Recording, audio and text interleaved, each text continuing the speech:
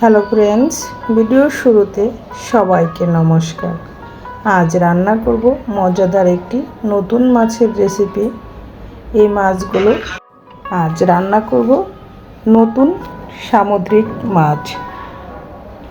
এই মাছের নাম সঠিক জানি না, তবে দেখতে খলসা মাছের মতো এবং অনেকটা বড় এবং পুরা শরীর ভরাই মাছের অনেকটা পুর এবং মোটা মাংস মতো আছে। মাছগুলো একটু কড়া করে ভেজে নামিয়ে নিয়েছি।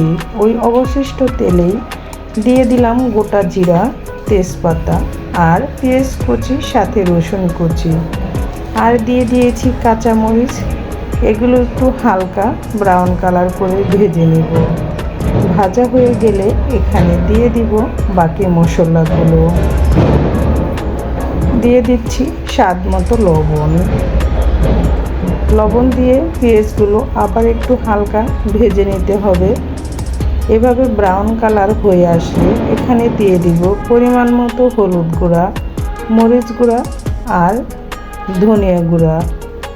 সবগুলো মশলা দিয়ে অল্প পরিমাণ জল দিয়ে মশলাটা ভালো করে কষিয়ে নেব। এই মশলাটা যতটা সুন্দর করে কষানো হবে তরকারির টেস্টটা ততটাই ভালো লাগবে। আজ এই পেঁয়াজ দিয়েই আমি রান্না করব এই বড় খলিশা মাছগুলো। আমার মশলাটা কিন্তু কষানো হয়ে গিয়েছে। মশলাটা যখন কষানো হয়ে যাবে তেলগুলো মশলা থেকে ছেড়ে দিবে। এই তো দেখতেই পাচ্ছ মশলার কালারটা কতটা সুন্দর হয়েছে। এই পর্যায়ে যখন চলে আসবে তখন এখানে দিয়ে দিব পরিমাণ মতো ঝোলটা ফুটে আসলে দিয়ে দিব ভেজে রাখা খলিশা মাছগুলো দিয়ে আলতোভাবে একটু নেড়ে দিচ্ছি যাতে মাছগুলোর ভিতরে মশলাগুলো খুব সুন্দরভাবে চলে যেতে পারে।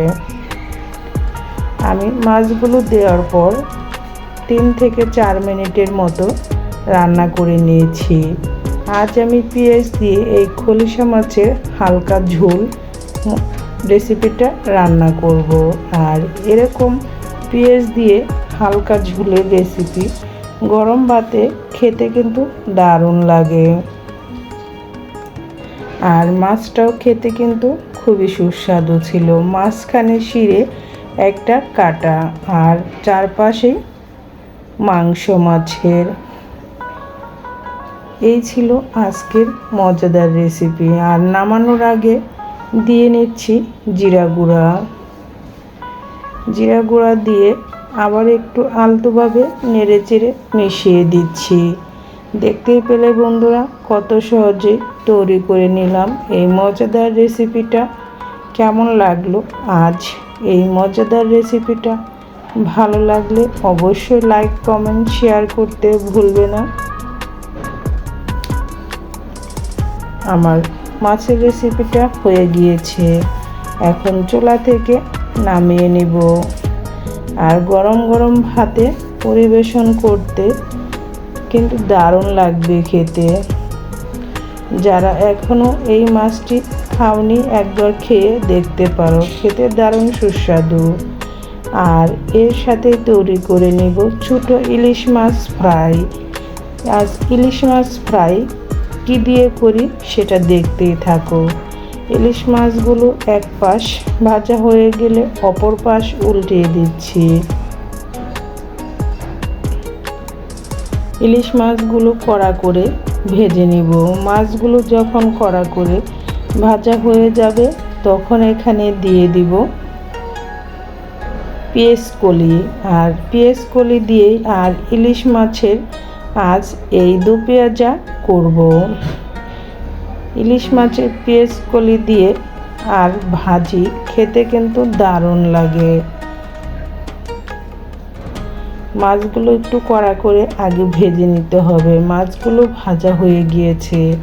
এখন এই পর্যায়ে দিয়ে দিচ্ছি পেঁয়াজ কলি দিয়ে মাছগুলোর সাথে আলতোভাবে নেড়ে চেড়ে কড়া করে ভেজে চুলা থেকে নামিয়ে নিব।